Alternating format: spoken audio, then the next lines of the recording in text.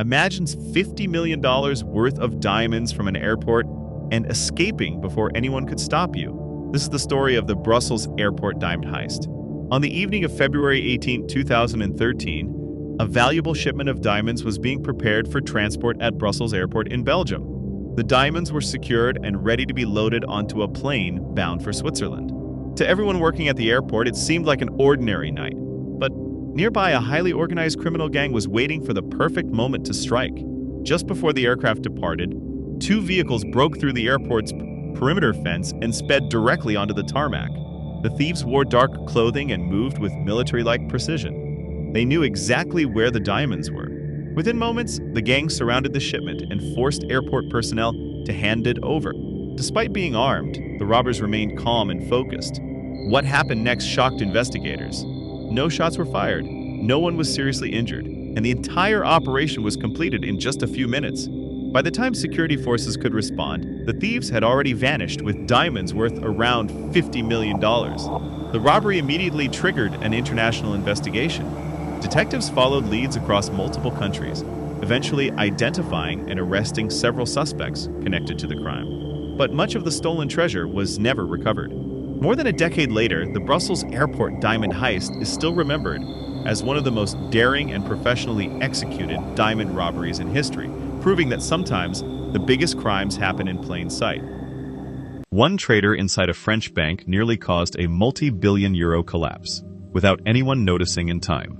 This is Société Générale, one of France's largest and most respected banks, operating in the fast world of global trading, where profits move fast and decisions move even faster.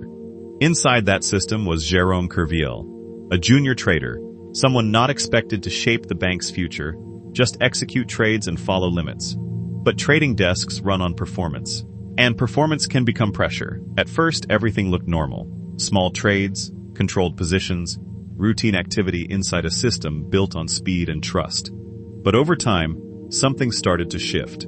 Positions began to grow. Not loudly, not obviously, but quietly, through layers of trades designed to offset risk on paper while increasing exposure underneath.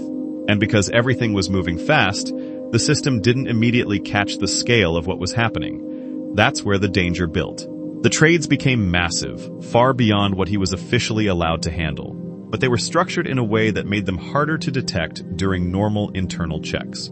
For a while, it worked, until market conditions changed. When losses began to appear, the hidden positions were suddenly exposed. What looked like normal trading activity revealed itself as a massive, unauthorized exposure sitting inside the bank.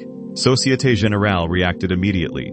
They started investigating, unwinding positions, and trying to limit the damage as the markets moved against them. What they discovered was staggering.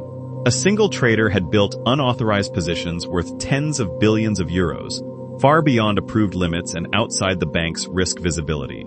The losses were enormous. The scandal shocked the financial world, and Jérôme Kerviel became one of the most infamous names in banking history.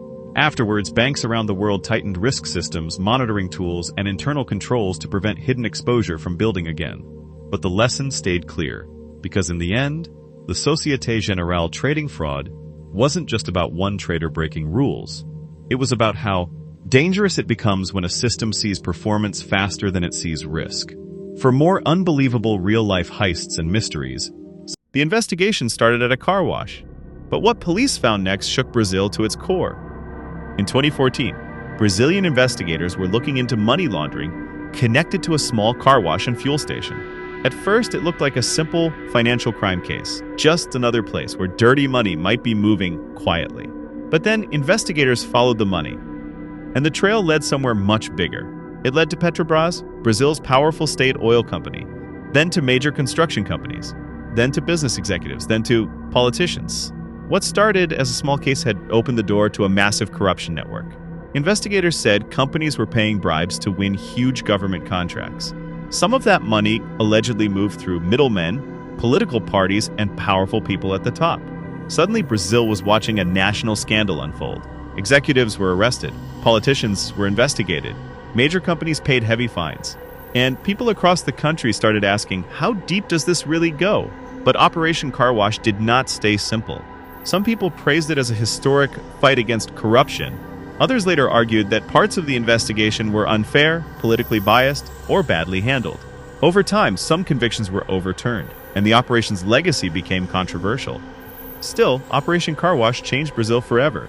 It proved that one small clue can expose a whole system. And sometimes the biggest scandals begin in the most ordinary places. A bank was almost robbed through a tunnel, dug right underneath it without anyone noticing. This was Banco Central de Bolivia, the country's central bank, where national cash reserves are stored and protected with strict security systems, controlled access, and constant monitoring.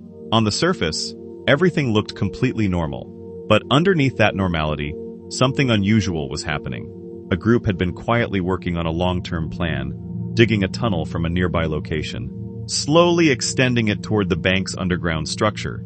It wasn't fast, it wasn't loud, it was careful, gradual, and hidden beneath everyday city activity.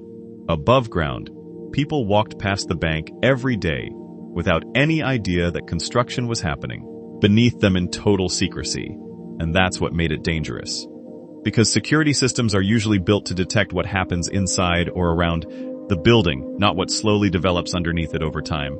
As the tunnel got closer, it was aimed toward critical underground areas connected to the bank's cash storage systems. The plan was straightforward in concept. Reach the target zone, gain access, and extract cash before a response could be organized. But no hidden system stays hidden forever. At some point, something didn't match normal conditions. Unusual ground behavior, structural inconsistencies, or suspicious underground activity began to raise concern. It was small at first, but enough to trigger attention. Authorities started investigating the surrounding area more closely, and that's when they found it. A hidden tunnel network extending toward the bank's underground facility. Once discovered, the attempt was immediately shut down before it could be fully used. The plan never reached its final stage, but the scale of what was being built shocked investigators. Because this wasn't a quick robbery attempt. It was a long-term underground operation designed to bypass every visible layer of security. Afterwards, banking security systems were strengthened, and underground monitoring became just as important as surface protection. But the lesson stayed clear. The Banco Central Bolivia tunnel attempt wasn't about breaking in from the outside.